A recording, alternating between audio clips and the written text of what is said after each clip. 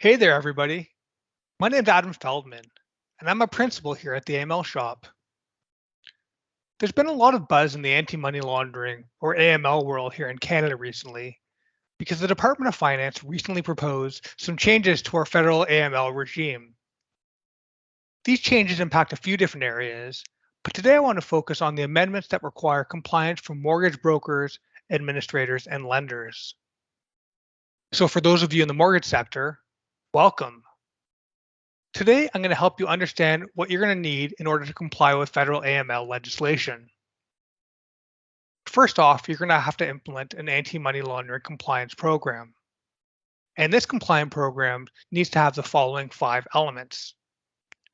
You need to appoint a compliance officer. You need to document an assessment of your money laundering and terrorist financing risks. You have to document and implement policies and procedures to ensure compliance with the legislation. You have to provide anti-money laundering training to your staff. And lastly, you need to obtain testing of the effectiveness of your compliance program at least once every 2 years. All right, so those are the 5 compliance elements that you're going to be required to put into place. But what about your day-to-day requirements? Well, to start, the legislation requires you to conduct certain due diligence on your clients. And this due diligence is fairly wide-ranging, but here's an overview of the main due diligence steps that you'll be required to take. For one, you're going to need to verify the identity of your individual and business clients, and the regulations give you a few different options for how you can do that. Also, if you ever receive funds from someone who's not a client, you'll need to verify their identity as well. When you verify the identity of a business, you'll need to try to obtain and confirm information about who the individuals are that ultimately own and control that business. When you verify the identity of a person, you're going to need to try to determine if they have political connections that might represent a higher risk for bribery or corruption. And regardless of whether your client is an individual or an entity, you're going to need to monitor your relationship with them for a period of 5 years to make sure that the information that you have about them remains current and that you're able to identify any transactions or other activity that appear to be suspicious. So those are your basic client due diligence requirements. Now, along with those, you have some record keeping obligations as well. Most notably, you need to keep records related to the funds that you receive, which includes information about the funds themselves.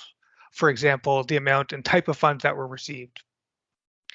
The record also needs to include information about the person or business that provided the funds, as well as any accounts that were affected by the receipt. And these records need to be kept regardless of the amount of funds involved. In other words, if you receive $1 from a client, you need to keep a record of that receipt. Okay, so now we've talked about your compliance program requirements, as well as your due diligence and record keeping obligations. But the last thing that I want to touch on are your obligations related to reporting. So FINTRAC is Canada's anti-money laundering regulator, and they're also responsible for sharing financial intelligence with law enforcement.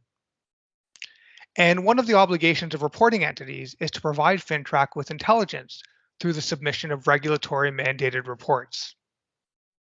And there's a few different report types that will be applicable to the mortgage sector. First off, you're going to need to submit a report to FINTRAC if you receive $10,000 or more in cash or virtual currency from the same client in a 24-hour period. You're going to need to submit a report if you determine that you're in possession or control of terrorist property. And finally, you're going to need to report to FINTRAC if you see a transaction that you suspect is connected to money laundering or terrorist financing. Okay, so that's a summary of the AML regulatory obligations for the mortgage sector. Now, you'll probably be wondering when this all takes effect. And the Department of Finance is receiving feedback from industry until March 20th, at which point they'll start to draft the final language for the amendments based on the feedback that they receive. Those amendments come into force 8 months after they publish the final amended language. So if I had to guess, I would say that if you're a mortgage lender, broker, or an administrator, you're going to need to have your AML compliance program designed, documented, and implemented within the next 10 to 15 months or so. So that's today's summary of the proposed AML regulatory requirement for the mortgage sector. If you'd like any further information, check us out at the amlshop.ca or contact me directly at adam@theamlshop.ca.